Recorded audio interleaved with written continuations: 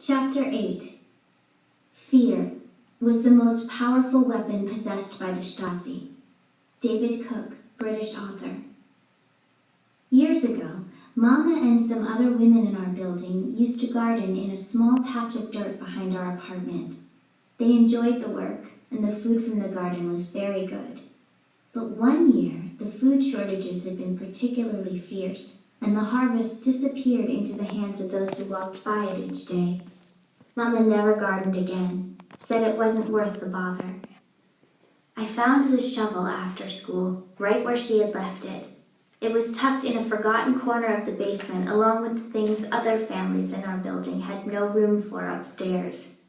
There were many boxes and crates, and dusty surplus tins left over from the war that probably weren't even edible anymore. Nobody ever went down here, though. The corners always stayed dark, and every time I came, it felt like the roof and dirt floor were closer to each other than the time before.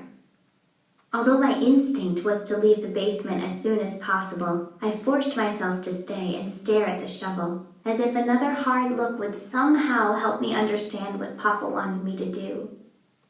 Perhaps he wanted me to encourage Mama to start gardening again, or for me to plant one myself. No, I didn't think so. He had pantomimed the lyrics for digging, not for planting. Digging. Maybe before he left, he had buried some sort of treasure nearby. Papa must be worried about our family, and of course he would want to take care of us. Well, he didn't need to worry. Fritz's after-school bricklaying job helped us with money. Sure, we didn't have a television, but Anna did if there was anything I really wanted to watch. Most of our entertainment came from Fritz's record player, which was good enough most of the time. And we had no Trabant like other families, but it was okay to walk where we needed to go. And besides, they were ugly cars anyway. Still, if Papa had some sort of treasure buried in the area, I wanted to find it. I hoped to see him again at the viewing platform soon so I could try to figure out where to dig. Fritz didn't get home that night by supper, which was unusual, but sometimes his bricklaying required extra time at work, and so Mama and I didn't think much of going ahead without him. He would probably get back before supper was finished. This is better anyway. Mama's shoulders seemed heavier than usual, and just seeing them made mine feel heavy too. I had some very sad news at work today and wanted to share it with you in private. I set down my fork and looked over at her. I couldn't imagine what must have happened, and already a pit was forming in my stomach. Your friend Anna has an older brother, doesn't she? A boy named Peter? If she had not spoken another word, I would have already known how Mama's story was going to end. I wanted to press my hands over my ears, pretending if I couldn't hear it, then it didn't happen. But life never works that way. And all I could do was close my eyes and pray that I was wrong. Anna's parents got a visit from the Stasi this afternoon. Peter attempted an escape last night, hidden in a special panel of a car from the west. He was discovered before reaching the border and tried to make a run to the west, but they shot him in the back. In all the confusion, the students driving the car were able to escape, but Peter didn't make it. Mama grabbed my hand and gave it a squeeze. Anna probably got the news when she came home from school. The family has been allowed a day home tomorrow to mourn his loss, but this will be a terrible time for them. I thought you should know. It's a reminder to us all of what happens to those who try to escape. They die.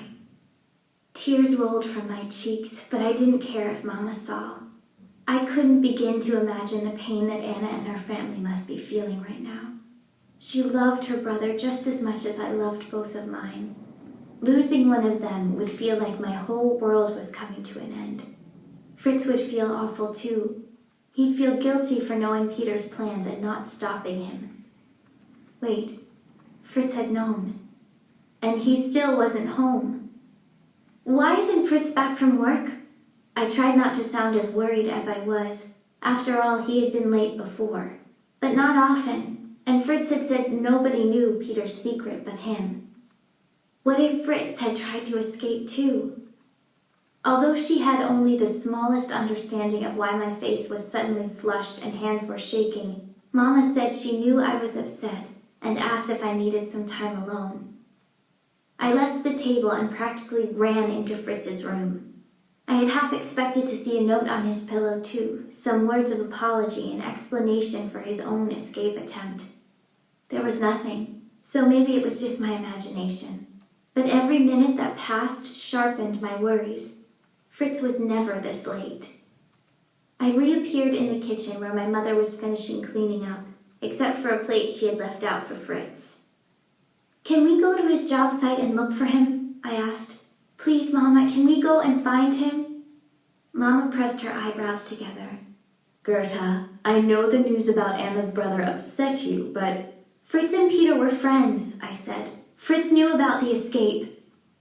Without another word, Mama set down her dish rag and hurried to get a coat. Minutes later, we were outside, pressing through the busy city streets, deeper into East Berlin, where Fritz had been hired to help lay brick for a new building. So much of Berlin had been destroyed in the war, and even now, 20 years later, piles of rubble were still strewn about the city. The government was rebuilding as quickly as they could, but it took a lot of resources to maintain the wall. Their second priority was rebuilding public places, or areas near the border that were meant to show the world how superior our system was. It was behind the glossy scenes that everything remained in ruins. Every day after school, Fritz had been working on one of those high-profile buildings, and they were in a hurry because of some visitors coming from Moscow. A few men were still on the job site when Mama and I got there, but Fritz was clearly not one of them. She told me to stay back while she talked to the job foreman. I hated being left behind, but a man in his position wouldn't want me in the conversation. So I waited where I could see their faces, as my stomach twisted into knots. In response to Mama's question, the foreman shook his head and his mouth was turned in a distinct frown. He checked his watch and then spoke to her some more. Even from here, I could tell that nothing he had to say was good. Where was Fritz? I wanted to scream. Why were they just standing there talking? Finally, Mama's back stiffened and she clutched at a handkerchief in her fist. But she only nodded, looking as if she wanted to scream too. The foreman reached out a hand as if he might try to comfort her, but Mama stepped back, said a few more words, and then turned. Without speaking, she grabbed my hand and yanked me into a walk so fast that to keep up with her, I almost had to jog along. "Where is he?" I asked. "Mama, where—" "Hush, wait until we get home." The walk to the job site had taken less than a half hour, and though we were moving much faster now, it seemed like hours before we finally entered the safety of the apartment building. I asked again what the foreman had said, but by then it took all Mama's effort just to hold her emotions together. She didn't say a word until we were inside our own apartment and her trembling fingers had locked the door behind us. Then she collapsed onto the ground and sobs poured out of her. "The Stasi came to get him today," she said through choked breaths. "They believe he was involved in Peter's escape attempt. They took him away." "What will they do to him?"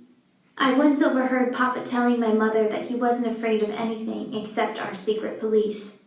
He said that if he were ever arrested, no matter what they did to him, his life would be over. I didn't know a lot about what happened to people after the Stasi got them.